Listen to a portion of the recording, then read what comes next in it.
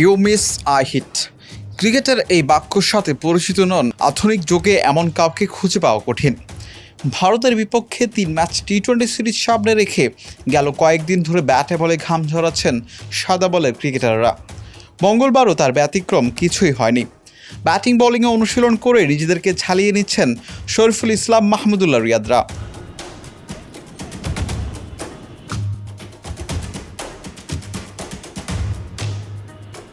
Match সিনারিওর মতো বেশ কয়েকবারই প্রস্তুতি ম্যাচ খেলেছে হৃদয় আফিফরা।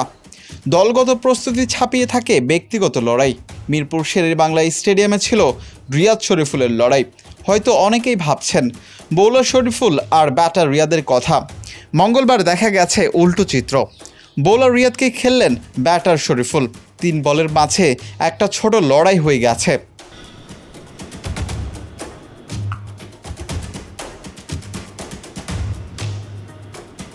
শরীফুলকে বোল্ড করে রিয়াদের কি সেলিব্রেশন। পরের 2টা বলে রিয়াদকে আনন্দ উল্লাস করতেই দেননি শরীফুল। লং অনে 2 ছক্কা হাঁকিয়ে সাইলেন্ট কিলারকে পুরোপুরি সাইলেন্ট করেছেন শরীফুল। প্রথম বলে রিয়াদকে সফল বলা গেলেও পরের 2 বলে লেটার মার্ক পেয়েছেন শরীফুল।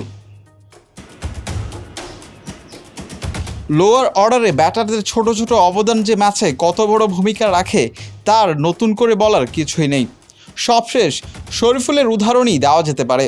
রাওয়ালপিন্ডিতে পাকিস্তানের বিপক্ষে প্রথম টেস্টের প্রথম ইনিংসে শরীফুলের 14 বলে 22 রানের ক্যামিও কতটা কার্যকর ছিল তা তো বাংলাদেশ টেস্ট জিতেই টের পেয়েছে।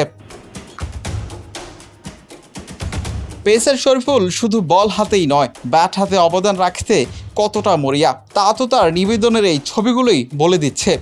ইনজুরির কারণে টেস্ট দলে না থাকলেও টি-20 দলে ফিরছেন পেসার শরীফুল, তা নিশ্চিত করেই বলা যায়।